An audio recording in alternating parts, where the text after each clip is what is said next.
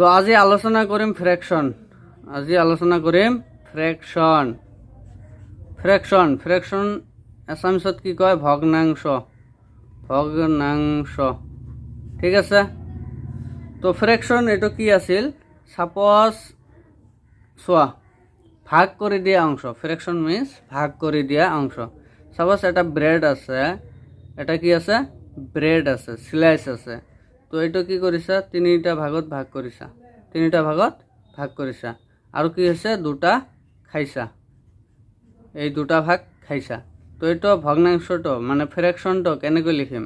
তো ফ্ৰেকশনটো এনেকৈ লিখিম, টোটাল ভাগ কেইটা? তিনিটা। তো টোটাল ভাগটো তলত লিখিম। তিনিটা ভাগ কৰিছা, এটা দুটা তিনিটা।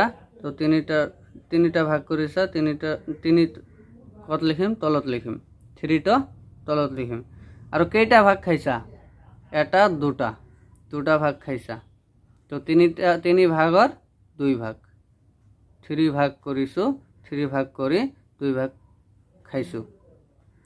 তো এইটো কেনেকৈ ক'ব পাৰোঁ? 2/3। এইটো কেনেকৈ ক'ব পাৰোঁ? 2/3 এনেকৈ কোৱা হয়। 2/3 ঠিক আছে। 2/3 এনেকৈ কম, নাইবা 2/4 কম। 2/4 কম, 2/4 আর 2/3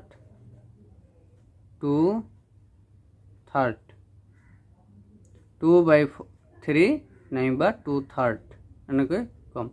তো এইটোক কি ক'ব? ফ্ৰেকশন। এইটোক কি ক'ব? ফ্ৰেকশন। FRACTION ফ্ৰেকশন। তো 2/3টো কি হ'ব? ফ্ৰেকশন। তেতিয়া চোৱা, 2/3 আছে, এইটো কি হ'ল? ফ্ৰেকশন হ'ল। কি হ'ল? ফ্ৰেকশন। তো ওপৰতো কি ক'ব? নিউমাৰেটৰ এন দি বুজায়। আৰু তলৰটো কি ক'ব? ডিনমিনেটৰ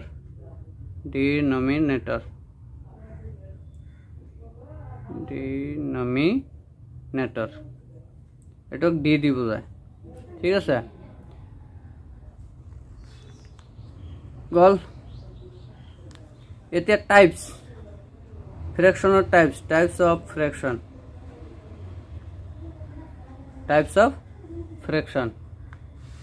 ঠিক আছে। ফ্ৰেকশনৰ টাইপ আছিল প্ৰপাৰ ফ্ৰেকশন। তাৰপিছত কি আছিল? এক্সাম্পলটো থৈ দিওঁ। 2 নম্বৰত কি আছিল? ইম্প্ৰপাৰ ফ্ৰেকশন।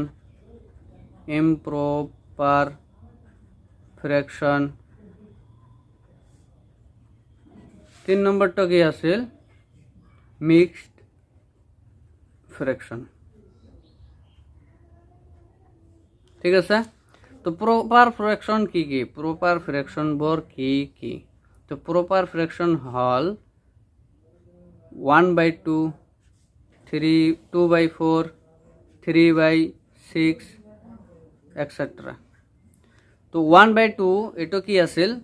চোৱা, নিউমাৰেটৰটো সৰু, ডিনমিনেটৰটো ডাঙৰ। যেটোত কি আছে? ওপৰতো সৰু, তলতো ডাঙৰ। এইটো হ'ব প্ৰপাৰ ফ্ৰেকশন। তলতো ওপৰতো সৰু, তলতো ডাঙৰ, ওপৰতো সৰু, তলতো ডাঙৰ। এনেকৈ থাকিলে কি হ'ব? প্ৰপাৰ ফ্ৰেকশন হ'ব। ইম্প্ৰপাৰ ফ্ৰেকশন কি? প্ৰপাৰ ফ্ৰেকশনৰ উল্টা, ইয়াৰ উল্টা। তো এটাত কি হ'ব? ওপৰতো ডাঙৰ হ'ব, তলতো সৰু হ'ব। ইয়াত কি আছিল? ওপৰতো সৰু আছিল, তলতো ডাঙৰ আছিল। মানে নিউমাৰেটৰটো সৰু আছিল, ডিনমিনেটৰটো ডাঙৰ আছিল। ইয়াত কি হ'ব? উল্টা। তো মানে 4/2, 5/3, 7/6 এটসেট্রা।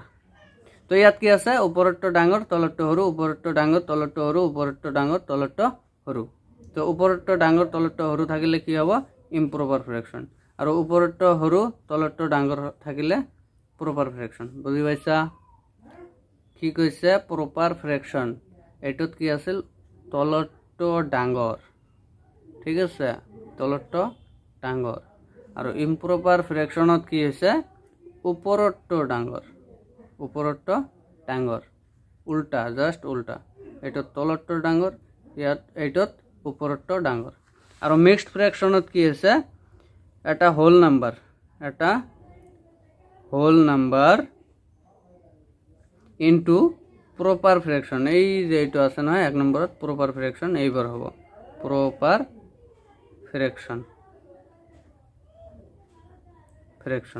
তো এক্সাম্পল চোৱা, হোল নাম্বার কি 1 2 3 4 যিকোনো এটা দিয়া 3 দিয়া বা 2 দিয়া 2 দিলো।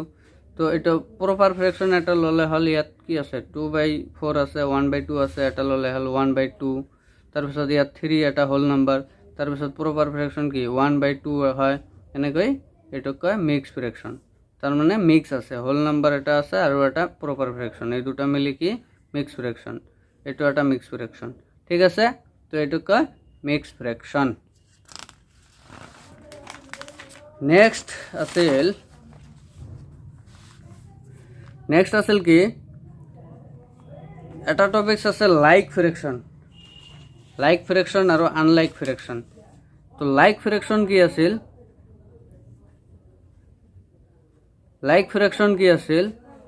তো লাইক ফ্রেকশন তলত যিবোৰ ফ্ৰেকশনৰ তলত সেম থাকে। সাপোজ এইটো 12 আছে, ইয়াতো 12 আছে, ইয়াতো 12 আছে, ইয়াত কি আছে 3 আছে 4 আছে 2 আছে, ওপৰত কি আছে দেখাৰ দৰকাৰ নাই, তলত সেম আছে। যেটো তলত সেম থাকিব, যিবোৰ ফ্ৰেকশনৰ তলত সেম থাকিব এইবোৰক ক'ব লাইক ফ্ৰেকশন। আৰু এটা কি আছে আনলাইক ফ্রেকশন।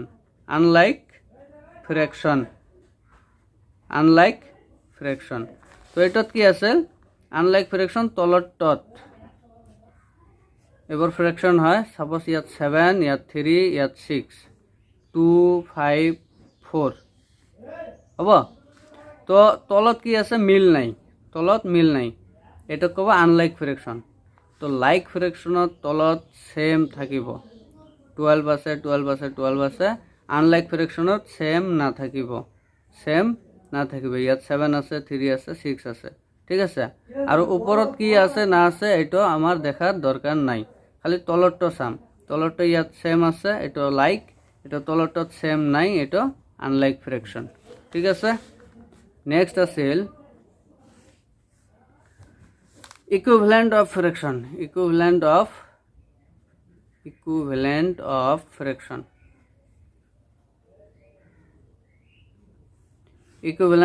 ফ্রেকশন। হ্যাঁ, তো এটা মানে কি ইকুয়াল, সব ফ্রেকশন ইকুয়াল। তো এটা সাপোজ চোৱা, এইটো এটা ব্রেড, এইটো এটা ব্রেড, সেম ব্রেড, এইটো এটা ব্রেড, ঠিক আছে, সেম তিনিটা ব্রেড। তো এইটো চোৱা, এইটো কি কৰিছা 2 ভাগ কৰিছো, 1 ভাগ খাইছো, তো 1 ভাগ খাইছো, 2 ভাগ কৰি 1 ভাগ খাইছো। এইটোত কি কৰিছো 4 ভাগ কৰিছো, 4 ভাগ কৰিছো। তো এইটো 4 টোটাল কেই ভাগ 1 2 3 4 ভাগ। তো এইটোত 4 ভাগৰ 2টা ভাগ খাইছো, কেইটা 2টা। এইটোত আকৌ কেইটা 6টা ভাগ কৰিছো, ইকুয়ালি 6টা ভাগত ভাগ কৰিছো। তো কৰি এইটো 3টা ভাগ খাইছো, কেইটা খাইছো টোটাল ভাগ কেইটা 1 2 3 4 5 6টা 6টা। আৰু কেইটা ভাগ খাইছো 3টা। তো চোৱা, এতিয়া চোৱা সব ব্ৰেডৰে কি কৰিছো আধা খাইছো। তাৰ মানে ইয়াত 2 ভাগ কৰি 1 ভাগ খোৱা যি কথা, ইয়াত 4 ভাগ কৰি 2 ভাগ খোৱা একে কথা, ইয়াত 6 ভাগ কৰি 3 ভাগ খোৱা একে কথা। সব ব্ৰেডৰে আধা খাইছো, হাফ খাইছো, ঠিক আছে। তো এইটো কয় ইকুইভ্যালেন্ট ফ্রেকশন। তো এইটো ইকুয়াল, এইটো ইকুয়াল, এইটো ইকুয়াল, তার মানে সব ইকুয়াল। 1/2 এইটো ইয়ার ইকুয়াল, এইটো ইয়ার ইকুয়াল, তার মানে সব ইকুয়াল, সমান, ঠিক আছে। আৰু এটা বস্তু ইকুইভ্যালেন্ট কৰিব গ'লে কেতিয়াবা সাপোজ 1/2 আছে, ইয়াক ইকুইভ্যালেন্ট কৰিম, ইকুইভ্যালেন্ট ফ্ৰেকশন ওলাম। তো ইয়াক ইকুইভ্যালেন্ট ফ্ৰেকশন ওলালে কি কৰিম, তলৰ ওপৰত সেম 1/2 আছে, ইয়াত তলৰ ওপৰত সেম নাম্বাৰ দি ইনটু কৰিলে ইকুইভ্যালেন্ট ওলাব। সেম নাম্বাৰ দি ইনটু কৰিলে বা ডিভাইড কৰিলে ইকুইভ্যালেন্ট ওলাব। সাপোজ ইয়াত 2 দি যদি দিওঁ, ইয়াতো 2, ইয়াত 2 যদি দিওঁ, ইয়াতো 2, ইয়াত যদি 2 দিওঁ, ইয়াতো 2। তো এটার ইকুইভ্যালেন্ট হব 2 2 जार 4, 2 1 जार 2। তো এইটার ইকুইভ্যালেন্ট কি ওলাল, এটা 2/4 ওলাল। 1/2 ইকুইভ্যালেন্ট এটা ফ্রেকশন ওলাল কি 2/4 আৰু এটা সাপোজ চোৱা 4/6 আছে এটোৰ ইকুইভ্যালেন্ট কি হ'ব যদি কও যে ডিভাইড কৰি দিও 4/6 আছে এটোক যদি ডিভাইড কৰি দিও সেম নাম্বাৰৰে ডিভাইড কৰিম সাপোজ 2 দি ইয়াক ডিভাইড কৰিছো ইয়াকো 2 দি যাব লাগিব এনে গলেহে ডিভাইড কৰিম নগলে তো নাই তো গৈছে নহয় 4ক 2 দি ডিভাইড যায় আৰু 6ক 2 দি ডিভাইড যায় তো এটো ডিভাইড কৰিলে কি হ'ব 2 হ'ব আৰু 2 দি 6ক ডিভাইড কৰিলে 3 হ'ব তো ইয়াৰ ইকুইভ্যালেন্ট ফ্ৰ্যাকশন এটা এইটো নাইবা 4/6ক ইনটু কৰি দিলেও হ'ব 4/6ক যদি ইনটুও কৰি দিও সাপোজ 3 দি ইনটু কৰিলো ইয়াকো 3 দি তলত ওপৰত কি কৰিব 3 দি ইনটু কৰিব লাগিব তো এটোত কি হ'ব 4 3 * 12 6 3 * 18 তো ইয়াৰ ইকুইভ্যালেন্ট কি হল এটো এটা ইকুইভ্যালেন্ট ওলাল ঠিক আছে তো এটো কয় ইকুইভ্যালেন্ট ফ্র্যাকশন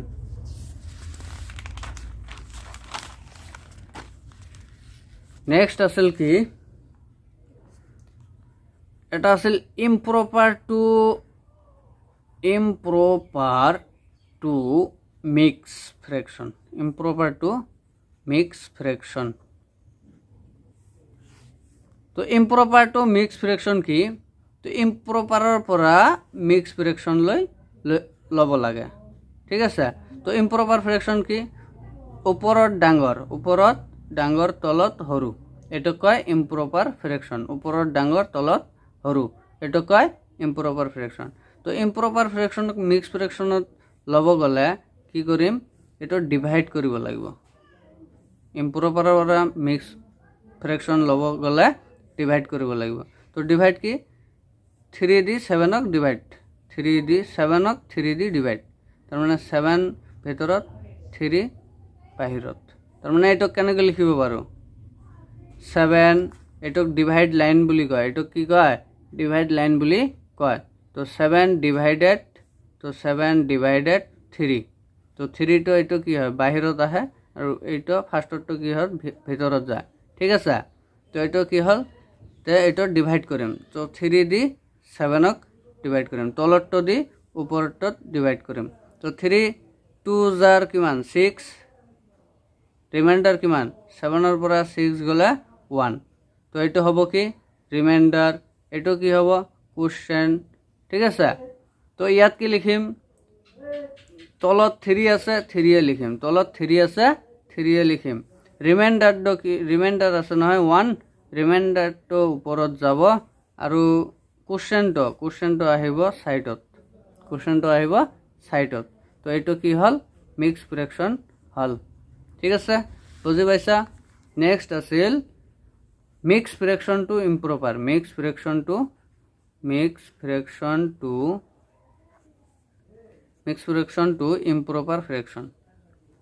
ইম্প্রপার ফ্র্যাকশন তো সাপোজ এটো কি আছে 4 1/3 এটো এটা কি মিক্স ফ্র্যাকশন এটোক ইম্প্রপার লব গলে কি কৰিম তলতে থাকিব এইটো কি কৰিম 3 * 4 এইটো আৰু এইটোৰ ইনটু কৰিম এইটোৰ আৰু এইটোৰ ইনটু তাৰ পিছত এইটো প্লাস কৰিম এইটোৰ আৰু এইটোৰ ইনটু তাৰ পিছত এইটোৰ প্লাস তাৰ মানে 3 * 4 তাৰ পিছত কি কৰিম এইটো ওপৰটো প্লাস 1 3 *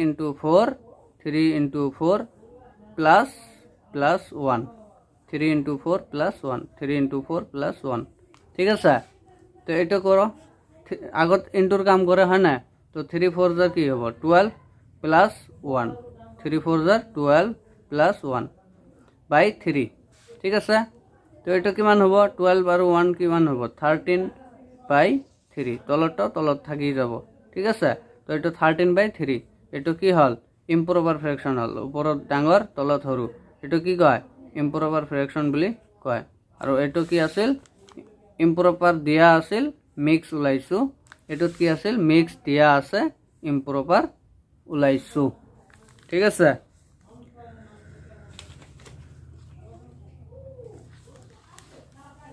নেক্সট আছিল কি ascending order descending order ascending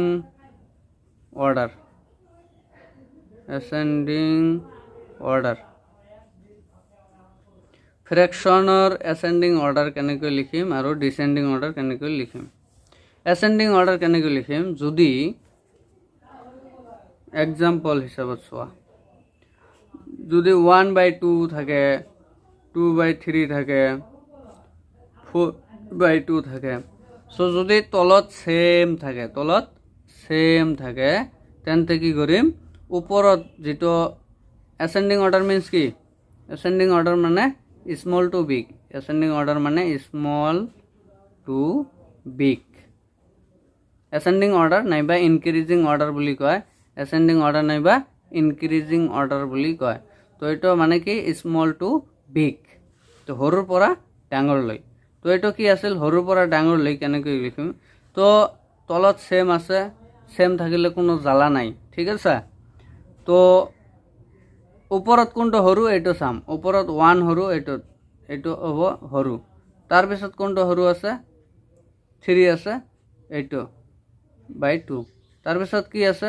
4/2 তো এইটো সৰু তাৰ ডাঙৰ এইটো তাৰ ডাঙৰ এইটো তো সৰুৰ পৰা ডাঙৰলৈ সজাইছো ঠিক আছে নেক্সট এক্সাম্পল আৰু এটা লোৱা 4 4 4 4 ইয়াত আছে 2 ইয়াত আছে 1 ইয়াত আছে 3 ইয়াত আছে 6 ঠিক আছে তো এটাত কি কৰিম ascending order কৈছে তো এটা তলত কি আছে সেমে আছে টেনশন নাই তো ওপৰত কোনটো সৰু আছে 1 আছে তো এইটো আগত লিখিম 1/4 আগত লিখিম তাৰ পিছত কোনটো আছে তাৰ ডাঙৰ কোনটো আছে 2/4 তো 2/4 লিখিম তাৰ পিছত কোনটো ডাঙৰ আছে 3/4 আছে মানে 3 ডাঙৰ আছে তো 3/4 তাৰ পিছত কোনটো ডাঙৰ আছে 6 তো এইটো কি হ'ব 6/4 তো এইটো হ'ব ascending orderত হজালো ঠিক আছে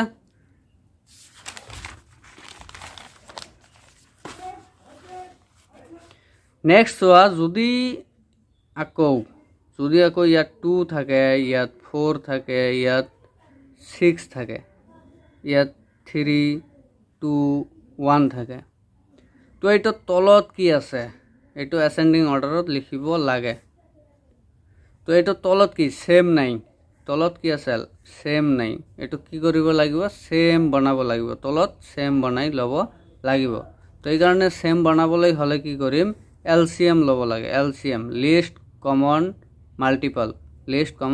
মাল্টিপল তো LCM কাৰ লম 2 4 আৰু 6 ঠিক আছে তো 2 4 আৰু 6 এইটোত যদি তলত সেম না থাকে সেম বনাবলৈ LCM লব লাগিব LCM লৈ সেম বনাই দিম ঠিক আছে আৰু যদি সেম থাকে তেন্তে তো জ্বালা নাই কিন্তু সেম না থাকিলে ভেজাল ঠিক আছে তো সেম বনাই লম তো ইয়াত কি আছে LCM লও তো 2 4 আৰু 6 ৰ LCM ললো তো 2 4 আৰু 6 ৰ LCM কি হ'ব ইয়াক চোৱা 2 4 আৰু 6 কি দি ডিভাইড যায় সেম নাম্বার দি ডিভাইড যায় 2 দি ডিভাইড যায় তিনটাকে 2 দি ডিভাইড যায় তো 2 1 যা 2 2 2 যা 4 2 3 যা 6 ঠিক আছে তাৰ পিছত চোৱা আৰু যায় নেকি এটা 1 ক দিয়ে দিলে 1 যাব 2 ক দিয়ে দিলে 2 যাব 3 ক দি দিলে 3 যাব তো মিন্স এটা সিঙ্গেল হলে এটা তিনটা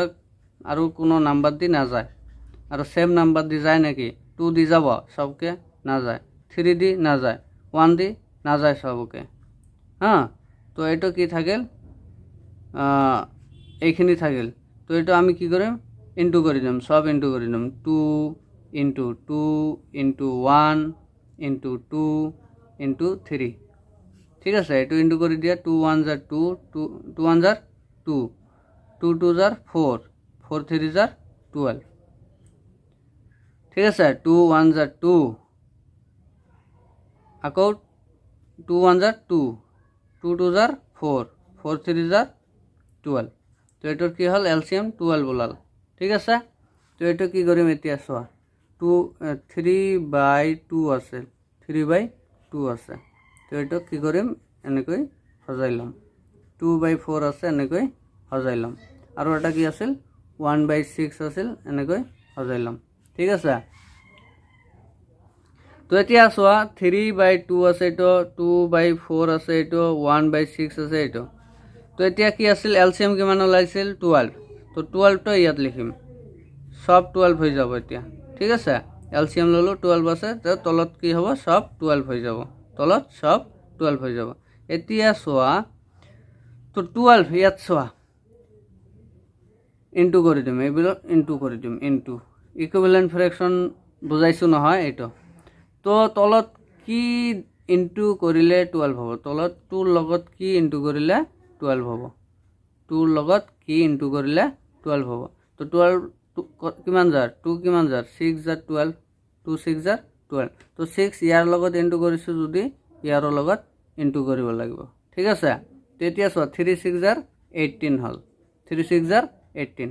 এতিয়া চোৱা 4 কিমান জাৰ 12 হয়, 4 3 জাৰ 12 হয়। তো ইয়াতো 3 জাৰ দিম, কাৰণ কৈছিলোঁ নহয় ইকুইভেলেন্ট ফ্ৰেকশনত তলৰ ওপৰত সেম দিব লাগে, সেম নাম্বাৰ দি ইনটু হ'ব, নহ'লে ডিভাইড হ'ব।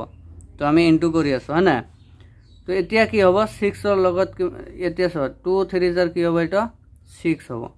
এতিয়া চোৱা 6ৰ লগত কিমান ইনটু কৰিলে 12 হ'ব, 6ৰ লগত 2 ইনটু কৰিলে 12 হ'ব।